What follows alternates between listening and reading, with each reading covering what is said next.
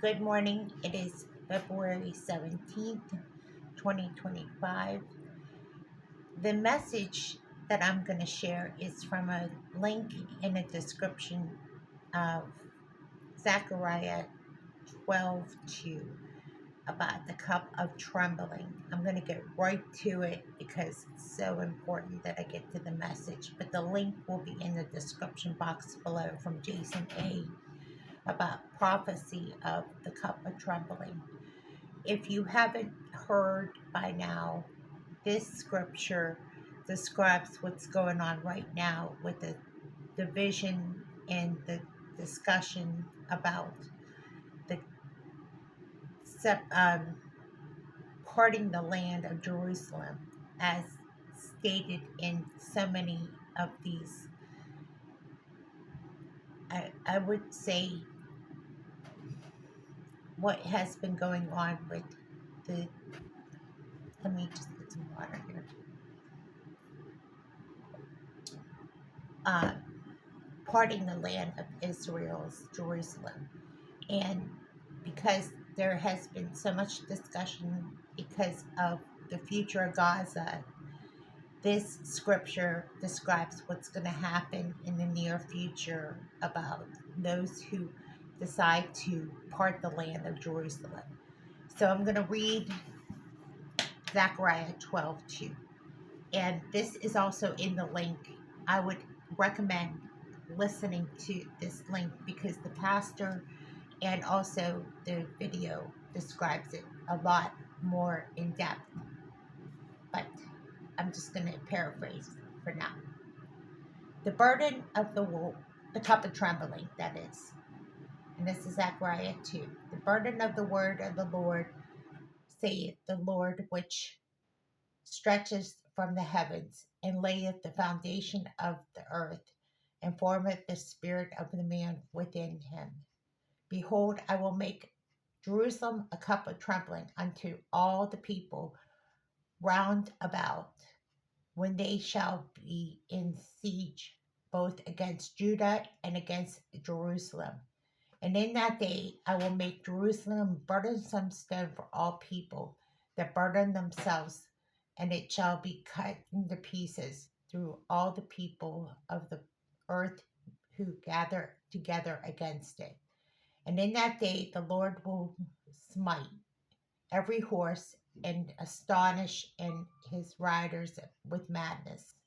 And I will open mine eyes upon the house of Judea, and will smite every horse and the people with blindness. It goes on to say much more, but I'm just going to leave it there. What they probably meant in the scripture about horses is probably going to be something more modern, in the modern sense. Maybe it would be horses. I don't know. But the point of this scripture is what happens to the division of Jerusalem is not really what we see in so much that the parting of the land is the harassment that is going on in part of what is occurring right now. And scripture is laying out what is going on as we see the EU and other fractions discussing parting the land, including Saudi Arabia. Everyone wants a piece of Jerusalem, is what's going on. And that video really lays it out.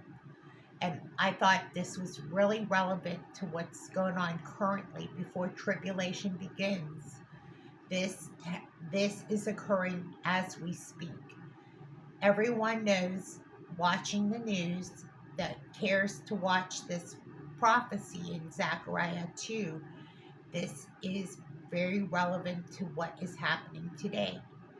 So watching this is very relevant to what's happening today. So let's go ahead and dive into this. How does Zechariah 2, as I expand upon this, how does this pertain to blindness? It may not be blindness to the point where we might think they're going to go completely blind. They might be spiritually blind. There could be a lot of different variations of this. The point we're trying to get to is that Jesus himself is coming to rescue the church at some point between now and before tribulation begins. Because God did not call us to be,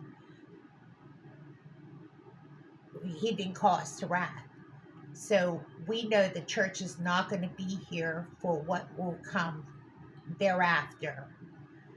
But right now, we are in the midst of watching what's happening to Jerusalem because of what happened on October 7th, leading up to what's happening right now in world news. Everyone wants, well, not, I want to be careful how I say that because that's a generalization. Everyone that wants a piece of Jerusalem right now is attacking Jerusalem, Israel, for parting the land. Everyone that wants a piece of Jerusalem wants Jerusalem to be party. They want to part the land. They want a two-state solution. And that includes Macron, the president of France, who jumped in just recently. If you haven't heard the report, instead of Trump's plan for Gaza, he decided to take over and jump in with his 2 cents worth. This just happened in the last 48 hours. So there is another story for another time. I'm not going to jump into this. I want to stick with what I've been reporting on. So how does this look to tribulation? This is as close as it gets to Isaiah 17:1, because we know that Syria has been pretty much out of the equation. Now, how does that play out in Isaiah 17:1 when we know Damascus will no longer be a city and it'll be a complete ruin? Well, we know Iran is not finished with Israel. And we know that right now that the way things are going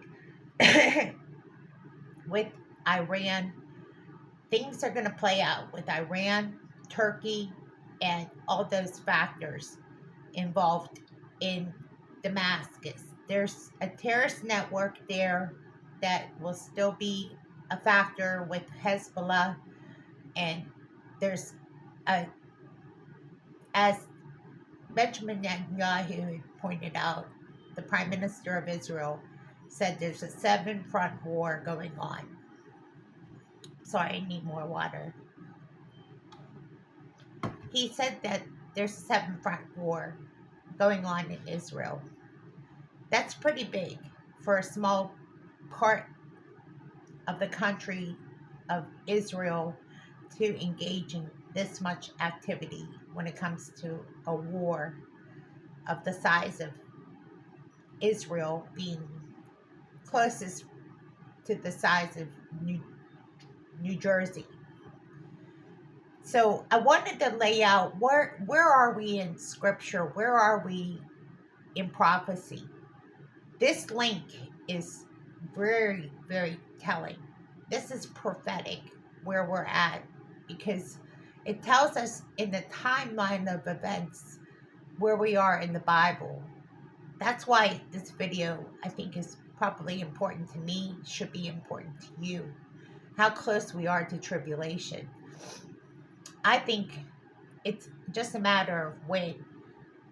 Now, what will come of this scripture, we shall watch and see. I think we should watch for the countries that have been infiltrated by Islam.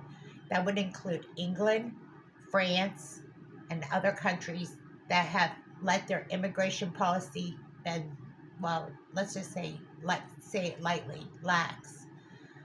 And I'll leave it there. But there are countries that have a very huge or maybe large population of Islam, and they would be considered Islamic countries, more or less. Saudi Prince of Salman is against anything that does not include a two-state solution. So I do not think that there's going to be any kind of agreement on the table like there was before, when there was a policy before with the Abraham Accords. I could be wrong. It depends on what's going to happen. Now, segue into this topic about Russia and Ukraine. There has been talks, and Zelensky stated in Munich that he was not aware of any discussion of any kind with that peace agreement or war strategy to end the war in Ukraine. Now, he stated this in the Munich Security Council, and this was on February 16th. This was the same time that also Marco Rubio's plane had mechanical failures. He was supposed to attend this Security Council in Munich as well. So, just as an update, a lot is going on politically in geopolitics. But I wanted to surmise that where we are prophetically does say a lot about what is going to happen, because we want to watch Israel and we want to watch where this is going. I also want to add that President Trump is building a large, massive statue of Jesus in front of the White House. And he gave a speech saying, there is no one more important than Jesus Christ. And I was astonished when I saw this video on TikTok. If you haven't seen this video, I recommend going on TikTok and looking at the statue of Jesus and the speech by Trump.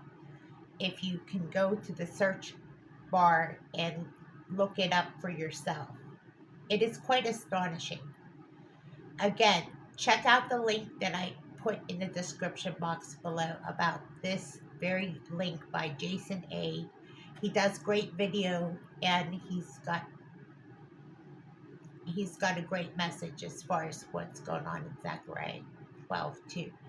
So that you can get the information. But there's a pastor that he delves into this a little bit deeper.